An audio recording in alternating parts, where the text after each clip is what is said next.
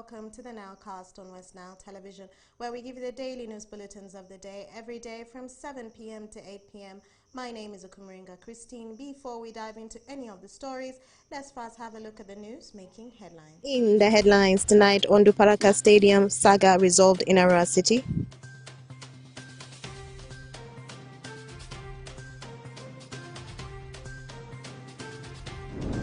The body of the late Justice Stella Amoku Arach arrives in Nebi district.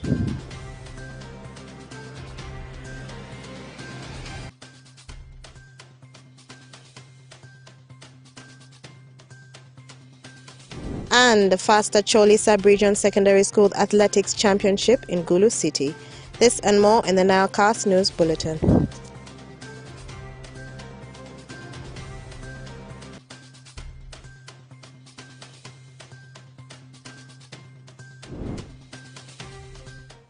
It's the 30th of June 2023 and you're most welcome to the NILECAST on Westnile television. Now let us dive into some of the stories of the evening. Stakeholders involved in the saga surrounding Onduparaka Stadium yesterday had a joint stakeholders engagement at the resident city commissioner's office to amicably resolve the dispute. The conflict began when the management of Greenlight Stadium failed to reach an agreement with Osuru Maureen, an area member of parliament who had a function at the facility where she donated sewing machines to her voters. Farish Majid reports. Stakeholders involved in the ownership of Onduparaka Stadium, also known as Greenlight Stadium, yesterday came together to peacefully resolve the conflict pertaining the takeover from the club's management. This comes after a week-long conflict that was witnessed on media between some members of the stakeholders, in which letters got circulated. In a close to 4 hours indoor meeting organized by the Arua Resident City Commissioner termed to be of security, in which journalists were barred from attending, some sources stated that the conflicting parties decided to reconcile and sign a binding document for them to equally benefit from the deal. Shortly after the meeting, Malon Avutia, the Ivu Division Mayor, regretted the incidences and blamed the fracas on exemption of some stakeholders in the management of the facility over the years. What I want to regret so much for the last 12 years of the existence of the club has been the fact that these key three stakeholders have never come to sit down to agree on how the stadium should be managed. So if it is government function, what conditions are supposed to be for government to access the facility? If it is a church function, what conditions are there? If it is a Onduparaka primary school, which in this case is not the government, what is supposed to be the condition? Now, the Onduparaka Football Club management, where does their rights and responsibility stop? This kind of agreement has never been there. I want to regret that partly it is what led to the fracas. So. Meanwhile, Drabe Godfrey, the head of communications and public relations at Onduparaka Football Club, called for calm as the issue gets resolved. I would like to assure the general public and our fans that people should be calm. We have resolved the issue. People should resolve normally and we should interact normally. We should not attack each other. We should take this. The sportsman spirit is the spirit of fair play, not attacking each other. That should be taken positively. These things are there. Wherever there are gaps, this was the right time for us to fix the remaining gaps. And the protocol still. Draparibayo Benjamin, who represented the Church of Uganda, appealed to the parties to respect the MOU that is yet to be drafted. Concerning individuals or groups, so we are requesting them to use and understand carefully so that we stand firm ground.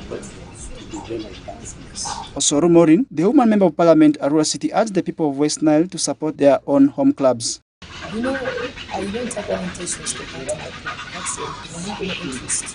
This is my club. And you know, we the leaders are supposed to be supportive of the club. Because football, some club is a very, it's damn expensive. Damn expensive. How I wish that we the leaders, when they not only club, but there are many football clubs we have now. But when they come for support, they need us to support them, so we have to support them according to what we have in your own capacity. So I feel like this club has been part of the government, it has done a lot. If you have to send back, it's employing more than 60 people. Yeah, that is enough. So, and you're making a team leave.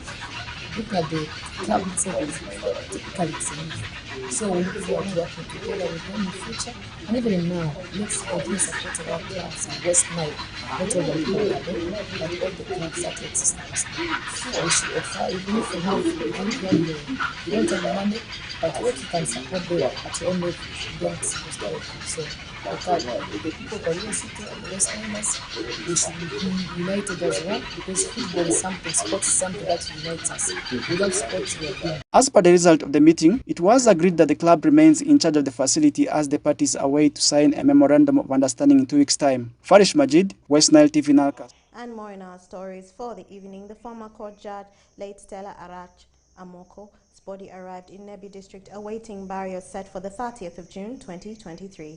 The former Supreme Court judge's body arrived in Nebi district escorted by dancers and a band marching to the Nebi District Council Hall for a special joint district council sitting where after will proceed to the deceased home in Jubal Village, Jukia Hill Ward, Nebi Municipality. Let's have more on that story.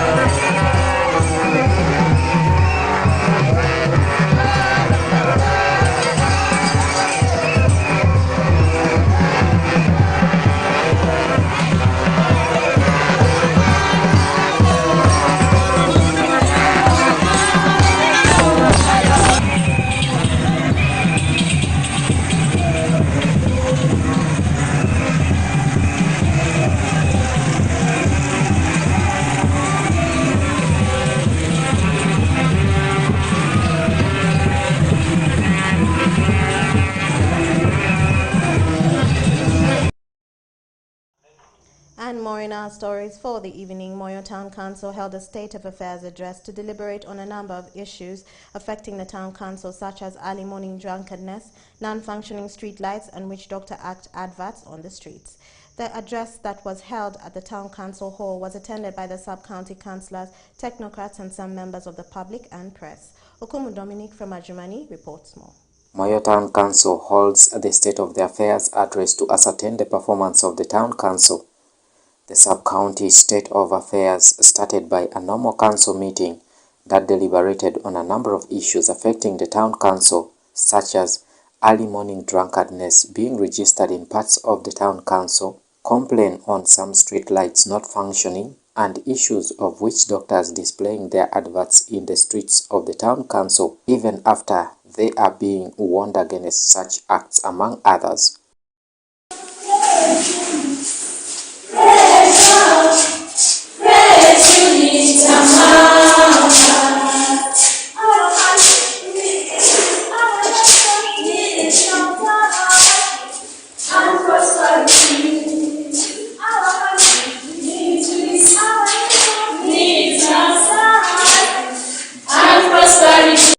Honorable Chandiga Caesar, the chairperson, Local Council 3, Moyo Town Council, opened his address by enlightening the members about the purpose of having the State of the Affairs address, saying it helps to sow direction and the performance of the Town Council, whether they are moving backwards or forward, and whether they are living up to their promises or not. Now, State of Affairs basically is about making the people to understand which direction we're taking. Are we moving backward or we are moving forward? Performing well? Are we delivering on our promises? Are we delivering on service delivery? Are we on the right track? That is the essence of the State of Affairs. Others will continue staying here, but will not know where we are going. He went ahead and outlined the achievements of the current council ranging from one department to the other, saying the achievements came as a result of teamwork among the council members. Mr. Speaker, as a council, we have undertaken the repair of the abattoir by constructing the septic tank, drainage tunnel, and manure pit as a council, and that was a great achievement for us. Mr. Speaker, we have constructed animal holding ground, 6 meter by 12 meter space with the chain link to control stray animals. We have now constructed our holding ground, something which has never been done here. We used to rely on Mossam County. Whenever we collect dogs here, we get to Mossam County. We now have ours, which is new. It has not been commissioned. We will plan for it to be commissioned and then test it. The chairman also raised some of the challenges hindering further achievements and provided recommendations to help mitigate the challenges. Under production, the challenges, there are a number of challenges. Among others, there is little fund to carrying out development project in town, void spell in the entire past season that massively affected production, no reliable transport means, among others. The way forward, there is continuous training and mindset change, provide reliable brand new motorcycle to ease movement, provision of funds for extension services and developmental projects. Honorable Amoko Richard, the district councillor representing Moyo Town Council, who is also the district speaker, lauded the council members of Moyo Town Council for their tireless effort in ensuring the rapid development of the town council. And even a group of people who still want to stick and say Moyo Town is not developing. It's better they should either leave this town and go away.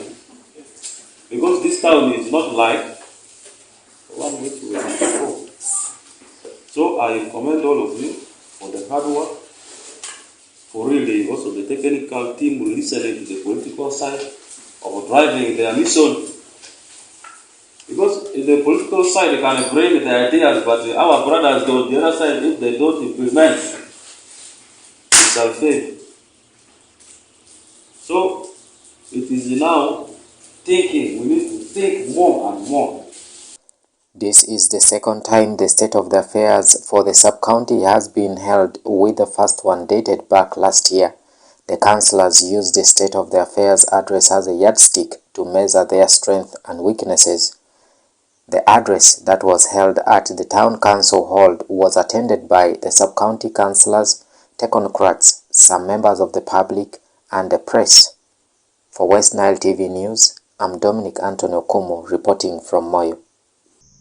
And more in our stories for the evening. The students who have been newly graduated today from Aurora Technical Institute, Ragem, have been called upon to sustainably use the skills that they have acquired from the institute in order for them to succeed in life. This is the second time the institute has organized a graduation since its inception in 1983. Dennis Saringi reports more. Over 100 students of Ragem Technical Institute who attained different technical disciplines today were graduated.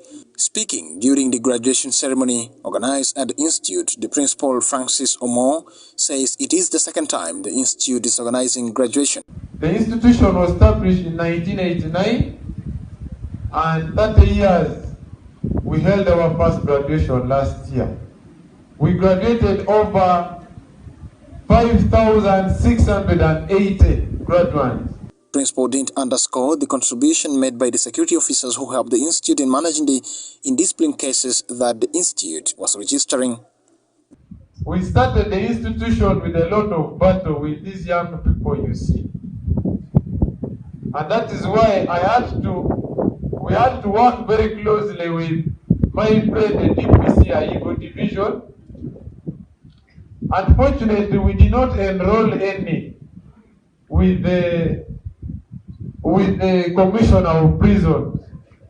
They did not have chance to put on the yellow uniform. The Education Secretary, Arua Diocese Reverend Father Asaga Emmanuel, hails the management of the institute for the tremendous work being done in as far as providing technical education to the youth is concerned in the region. This occasion is a clear manifestation of the dream of the Diocese of Arua to empower young people of this region with the technical and vocational skills that can sustainably earn them a decent, sustained livelihood. Some of the students who graduated hailed the principal of the institute and the entire staff for their endeavors that have contributed to their success at the institute. I feel so good and comfortable because this is a day I've been expecting and it has come to pass, and I enjoy every bit of it because it is a lifetime, event. Everyone hopes for it and it needs a lot of struggle. So I really felt very happy, even beyond control. I don't know how to express it. Why? Because it has been in my wish that at least my class should be the best. And I thank God that God has made my dreams come true, that building construction has become the leading class. Actually, I felt so happy. And the next gratitude I also want to express to the principal. I know it has been something that to some people it sounds very new, because it has never been in the history of this institute whereby somebody has just come for the first time and they started producing some fruits of this kind, and I really express my happiness to the principal. We are so happy that we are graduating today. It was through the effort our parents, most especially this goes to my guardian, who's by the name Chandia George. The resident city commissioner, Arua City, implores the graduates to use the knowledge acquired from the institute to transform their lives. Continue and continue and continue until you reach the highest. Do not now go and start over drinking because you've got a certificate. Do not go and become kings in the villages because you've got certificates. It is just the beginning. Meanwhile, Nasaja Jalia from Uganda Business and Technical Examination Board, who represented the Secretary General of Uganda Business and Technical Examination Board, says technical education is the way to go if development is to be achieved in the country, and says the world requires technical people in order for its development to be achieved. You look at the new training and assessment and say, for me at least, if I must get skills in baking and confectionery, that when I have a party at my home, I can be able to make the cake for myself. So even the parents that are here, we are calling upon you to come and embrace skills training. Arua Technical Institute Ragem is one of the technical institutes in Uganda that are fully furnished with state-of-the-art machines and technology that are used by the learners as learning aids. Dennis Oringi, Westnile TV, NILECAST. And more in our stories for the evening. Holy Trinity Logiri Girls Secondary School and Vura Secondary School emerged champions of the 2023 Arua District Secondary School Athletics Competition that took place at Ajono Primary School Sports Grounds in Arua District. However, the education lovers were not impressed with the level of turnout of the competition, as 8 out of 20 secondary schools in the district participated in the competition. Frederick Jamadri reports more. Logri Girls, the only girls secondary school in Arua District, has lifted the giant trophy for the 2023 Arua District Secondary Schools Athletics Competitions as the champions upon garnering 184 points in a point difference of 36 from the second placed Vura Secondary School. On the other hand, in the boys category, Vura Secondary School were crowned the champions with 185 points, followed by Yokufra Secondary School. Some of the participants are hopeful that this sporting activity, believed by several people as the hardest of all, will one time turn around their dreams of socio-economic transformation. True athletics is the hardest sport, but for me, I just feel athletics, if you want to talent become treasure only to use. That's why I just put interest on athletics and then proud. Actually, this one goes to my late dad because he encouraged me a lot, but I lost him. Among the few participant secondary schools include Logri Girls, Okufra, Vora, Usinti, Nile High Odea, Otoko Modern, Bondo Army, Arivo, and Anavu secondary schools. This few turning up of the schools in the co-curricular activities has sparked emotions among stakeholders of education, prompting the inspector of schools in Arua District in charge of games and sports, David Dramadri to schedule a censor meeting for 7th of July 2023 as many schools continue to abscond the co-curricular activities, yet this is part of the education calendar.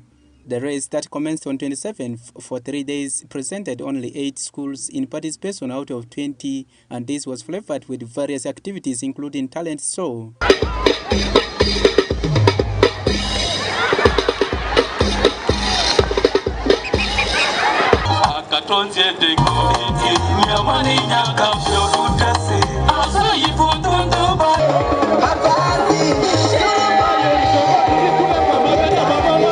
This was equally an opportunity for the business persons to reap. A few days. Yes. Similar something like 200,000.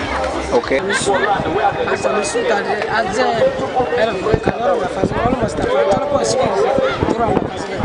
Alfred Okunzi, Arua District Chairperson, encourages young people to desist from drug abuse and acts that may lead them to child marriage, teenage pregnancies, and rallies them to venture into agribusiness. Let them not take such events lightly. Let them take them seriously, because you come and cause socio-economic transformation. As you participate in the athletics competition here, you are also selling your goods and services. Arua District Secondary Schools Athletics Competitions Committee has selected 41 participants to represent the district among the 13 local governments in the regional competitions for Westnile region, expected to commence on 1st of July 2023 at Munich Teachers College in Arua City. Frederick Dramadri, Westnile TV, NILECAST.